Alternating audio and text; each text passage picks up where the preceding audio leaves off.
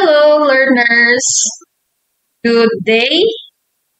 In this video, I will be reacting to my voice recording of 12 years ago, and I will also try to prove whether my pieces of advice were still true up to now or not, because I believe my younger self was a bit idealistic compared to myself now, which is realistic.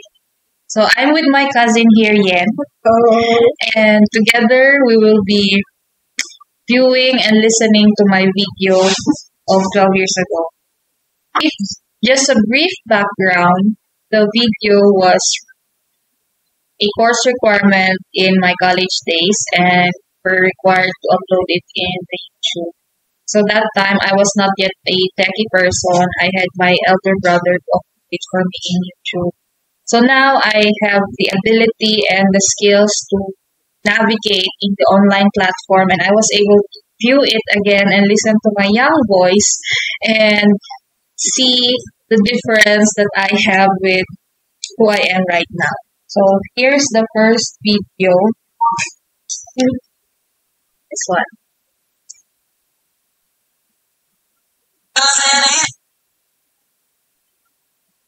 Hi,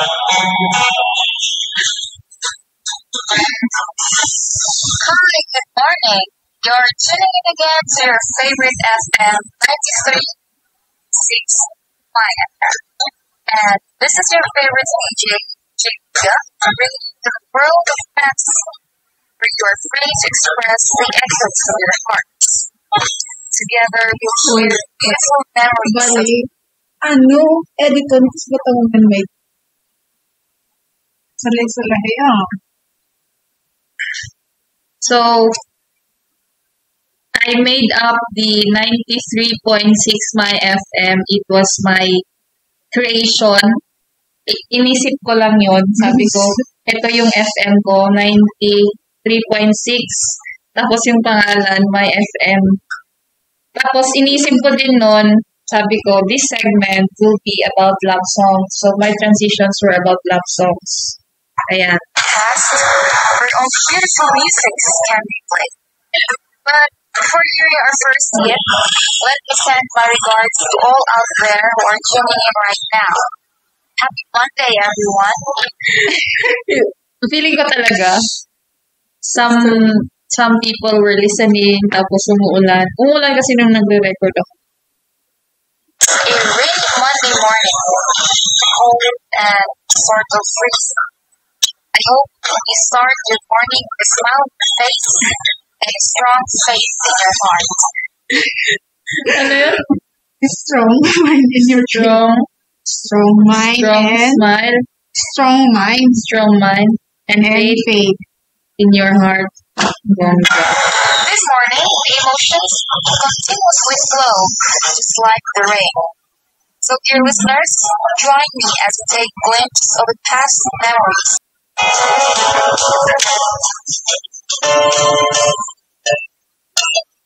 So, ayan, broken-hearted song, yung first na kantang naisip ko. Ay! Yes.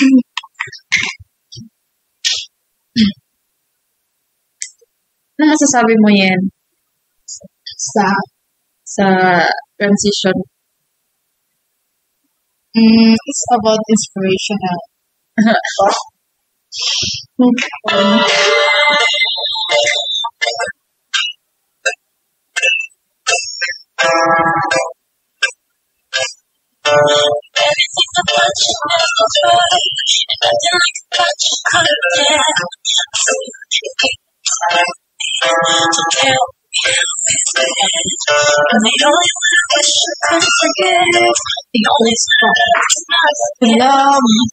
Allow yourself to be haunted.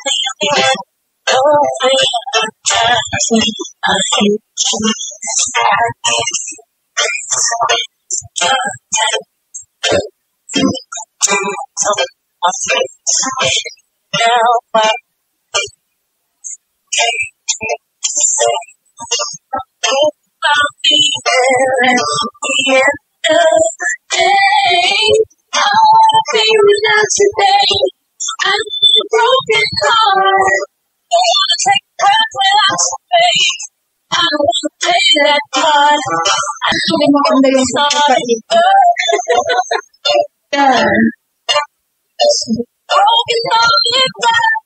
Relate na relate yung song sa chorus. Broken heart. Relate na relate. Okay, Ilagyan ko kasi ng mga quotes, love quotes. Broken heart. Ayan, transition na ulit. Si DJ na ulit.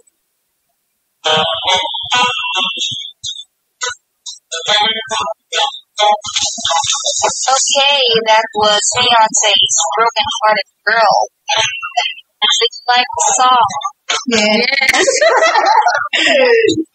So, it's that's broken heart. Is it really hard to fix a broken heart? Yes, yes. Yung tanong ko, is it really hard to fix a broken heart? Now, alam mo, nung nagre-record ako noon, I was a very young person The age of that time. 18. Yes, 18 years old. And then, idealistic. Too young.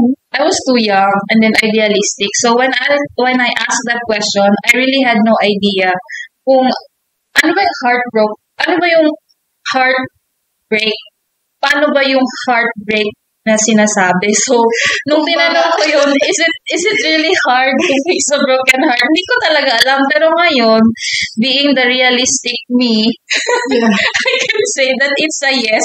Ang hirap talaga i-fix ng broken heart. I'm just curious. I just want to ask. See, sabi ko, I'm just curious. I just wanna ask curious. Sana all, Serious kaya. sana all curious. Do ngayon, parang pinagdadaanan ko na hindi lang curiosity. It's really hard to fix a broken heart. Well, anyways, that's the next question for the person is actually Oh, yun. So, ngayon, Grabe, no? sabihin mo na talaga. Grabe na yun. Sabi ko, I will just leave the question to those who are broken-hearted. Oh my God. Parang, I'm just curious. yung sabi mo. parang iniwan niya sa older version na ako. Yeah. Oh my God. Parang advice niya. Yeah. Advice niya yun sa'yo ngayon. deal with that thing. Yes.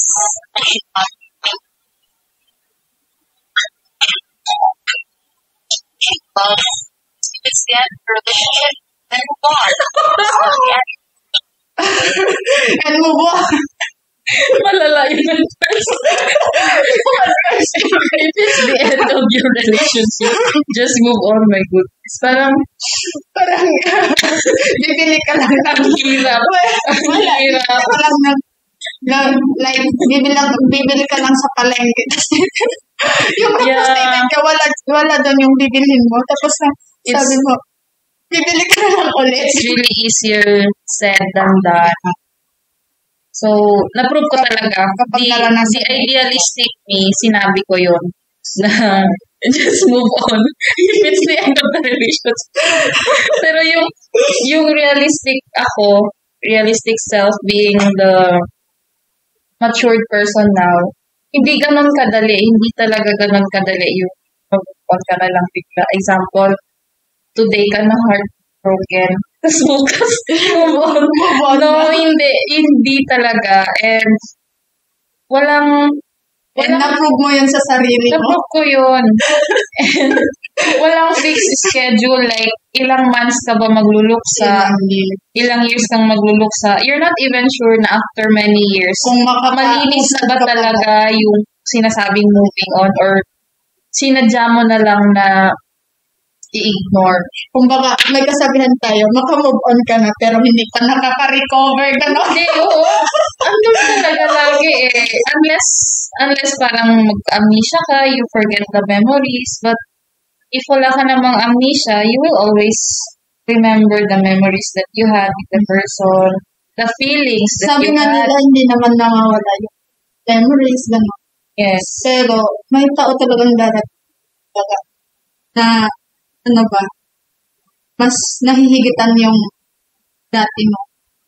Yes. memories. And That yung person. yung investment mo kasi sobra-sobra. When you were in love with that person, you invested so much to that person. Yung energy mo, yung time mo, yung emotions mo, binigay mo lahat sa kanya. So, nung mawala yung relationship, parang a portion of yourself is also gone. So, parang kang nawalan ng kabilang kamay. How are you going to walk without, let's say, yung kabilang kamay Kabila. or kabilang paa? May hirapan ka talagang maglakad. So, nagkakaroon ka ng parang disability. Although, hindi siya physically seen na nakikita ng tao. Nakikita ng tao na you're smiling, happy ka, you're cracking jokes, you're beautiful, or kung ano-ano. Pero, deep inside, you're disabled. So hard. It's so hard to move on. My God. Hindi yung talagang sinasabi. Actually, sabihin. Just move on. Very baby. My goodness. Very baby talaga. 18 years old na ako.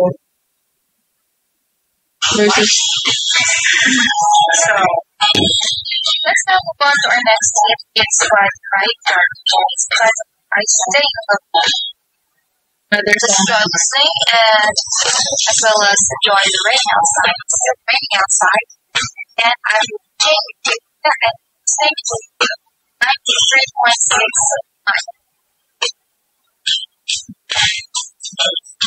So, ito na yung next song. I Stay in Love.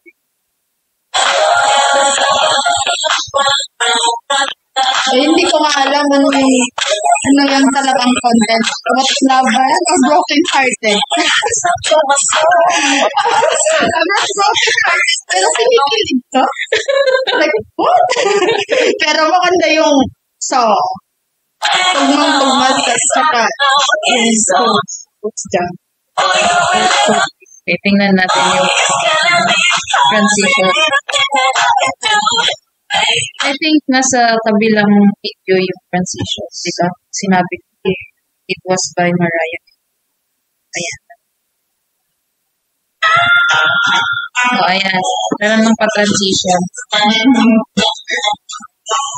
That was Mariah Carey's I'd Stay in Love with You. And it's very, very touching. Somehow, the song answered my question a while ago, whether it's hard to say signal hard or not. The song actually told me that, in a way, but let someone stay Ano? Boses mo. Parang nakaka-inspired talaga. Oh, thank you. It's not that easy to replace that person. Ayun, sinabi ko na naman dito. If you love someone, it's really difficult to replace that person. I can say it's true. Ngayon, it's true. It's legit. If you love a certain person, it's difficult to replace that person. Walang ibang siya eh. For example, you meet this person, and then biglang wala na yung connection nyo. You meet hundreds of people. Walang But you katulad. still compare. Walang katulad ng person. Siya lang. Yeah. Even when you meet someone, but you still compare them Yes. to that person. If that person leaves, then it's more painful. Do you do that? Yes, I agree to that. If that person leaves, it's hard. It's devastating. And actually, destructive eh. Pag kasi umalis siya, parang merong distraction na nangyayari sa sarili mo. Kung gaano ka kasaya before as ikaw, biglang sobra ka ng malungkot.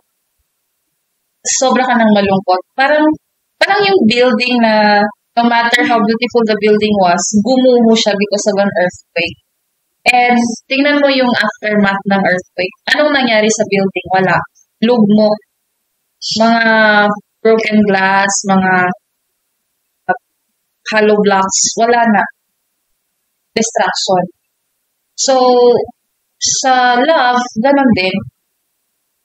Parang, You will forget the happy you. And you will meet a new version of yung si sad you. Bigla ka na lang sad. Lagi kang sad. And you isolate yourself. Ayaw mong makipag-socialize. Ayaw mong ma-mention yung about doon. When you're still hurt, when you're still in pain, di mo kayang pag-usapan yun. Ayaw mong i-mention. Ako, ayaw ko talaga ma-mention. Kasi, parang masyado pa siyang fresh. Kailangan mo nang mag-heal nung wounds, yung hindi pa siya madugo. Pero pag ganon, fresh pa,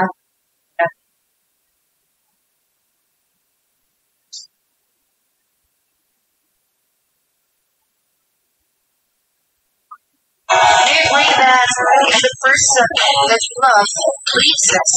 It deep causes pains in our hearts. yes. Yes, I agree with that. There's a deep cut pag umalis yung taong yun. So, deep talaga yung cut. Minsan siguro hindi nga maghihigit. Parang you just go on with that na merong cut. Pero hindi na mo balik yung dating ikaw na buong tao. Buong ikaw. Yes. You are already a broken version of so, what yourself. if bumalik yung tao? If bumalik yung taong yun, there's a possibility na babalik din yung dati mong sigla. Kung gaano ka naging masaya with Kumbaga siya that lang person, oo. Hindi Kasi, na mapapalitan ng iba. hindi talaga mapapalitan ng iba. Iba siya eh. Iba yung happiness na nakukuha mo from that person. As long as it hurts. Now that it stay there, no matter how hard you deny its existence. But Oh, tama ako dito. 12 years ago. No matter how we deny the existence. Kasi minsan dinideny natin eh. Ay, wala yung pain. We force ourselves to deny it. Pero nandun eh. It still exists. always take the positive side, which is to move forward and take this lesson to be careful next time around. Move forward ang sinabi. Like, kumbaga, kapag nasaktan ka, just move on. Move forward. Move forward Tapos, and i-take daw yung wound as as a lesson. lesson. Grabe, ang hirap nun. Ang hirap talaga. Ang hirap talagang gawin. Sobrang hirap gawin Kapag sa reality. kapag sa reality. And I would really hear people telling me that. Just move on. Pero hindi siya kasing dali ng obedience. Like I would tell you, oh sige, yes, I will do that. Hindi. It matters with the timing of your system, of your body. Madali kasi siyang sa Madaling sabihin, pero ang hirap kapag gawin. nasa sitwasyon, Yes. Heal the wound in our hearts, especially our hearts. Now here's our last song this morning. This song is by Lena Lewis, Better Time. And as I play this last song, I want to extend my regards to all those listeners who accompanied this morning. Thank you so much. And may all those broken-hearted people out there be healed as time. Pero kasali ako doon. yes! Parang kumbaga. Parang kasali ako doon sa sinabi ko na may all those broken-hearted be healed. Parang binibigyan ka niya ng advice. Oo, ano? Sa dating... sa version mo ngayon, binibigyan ka niya ng advice. Yes. Just move on daw. And very timely, no? Bakit of all the time, ngayon ko lang siya naisipang i-revisit I-revisit. after 12 I-rewatch. years. Again, you're listening to 93.6 FM. And I'm your DJ, and say, happy listening, and enjoy the song. Enjoy the song. Enjoy the song daw. Wala natin transition after this Hindi mo natitingnan yung mga may pa-quotes ko. Oh, sabi nung kanta, no matter how hard it is, I'll be fine without. Yes, I will.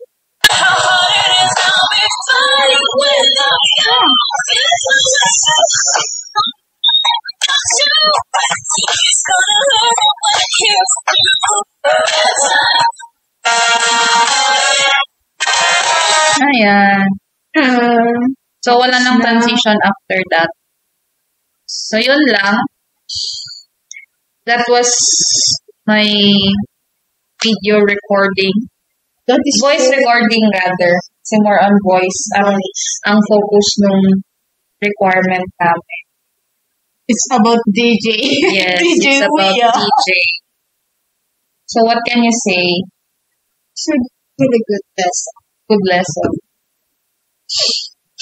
Parang akala mo kung makahugot ng wisdom to. Kala mo, Akala mo parang kumaan lang nung nasaktan or hindi. I was very idealistic that time. I was young. I was free. Pero parang pinifeel ko lang. Ina-assume ko lang that time. No experience of no experience of being broken-hearted. Pero ngayon kasi yung matindi, kung sa adulthood, yung adulthood ko, yun yung matindi. Talagang dumaan sa So, heartbreak. sa time na yun, wala ka pang experience. Kung baka zero. So, ngayon, fully experience ka na. Yeah. So ngayon, full experience, I can say, yung iba sa sinabi ko doon, totoo. Yung iba naman doon is, it's easier said than done. So, basically, merong truth sa Sa iba. sinabi. It's just that, madali siyang sabihin kaysa sa gawin. And, when you are really still there in your dark days, you cannot really pull yourself up. Kahit anong pull up ng tao, sige na, ayusin mo ang sarili mo, gawin mo to, gawin mo yun. Hindi mo makapull up yung sarili mo. Talagang, you will still be drowned by your emotions. Mahirap kasi pag emotion mo talaga yung alam. Baka inisip. But Unlike, nauulit na naman. unlike if it's your mind, minsan, madali eh. Ang smooth kapag mind mo lang yung kalaban. Pero if it's your emotion, Kung baka si Heart. Si Heart yung kalaban mo. I enjoyed listening to my young self. And I can't believe I can't believe na ganun ako mag-advise at that age. My goodness. Ang lakas kong mag-advise. Ang lakas kong tahakin yung love aspect na wala pa akong experience. Tapos yun na agad yung advice ko. Pero good Because thing you're din. a romantic person. Yes. Pero good thing din that I can compare myself with who I am right now. Who knows, 10 years from now, iba na naman yung experience. Yeah. Pagbago na naman. Pagbago na naman. Ano na naman yung yung words of wisdom ko. How will I compare it again? It's really nice. So yung thought of moving on, it's really a simple phrase, it's a simple idea, but it's difficult to do that. And you can force yourself. Right? Yun siya.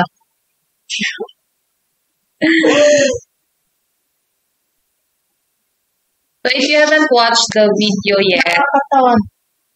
Nag-advise ka 12 years ago. Tapos naranasan ko. saan ko ngayon? Tapos yun pala yung dapat kong i-apply. Yeah. Nagiging freedom. Wisdom pa yung video na to. Video ko. Video. Tapos ang nakakatawa, hindi sa akin yung channel, sa kuya ko. Pero video ko yung laman. Kasi hindi pa ako marunong mag-YouTube before. Pero required na kami. kung class advisor na of it. So, if you haven't watched the video yet that I'm talking about, just follow the YouTube channel of my brother. And dun yung makikita, maririnig yung sinasabi kong video recording ko and voice recording ko 12 years ago. Enjoy watching and feel free to comment on the wisdom that I had in my younger days.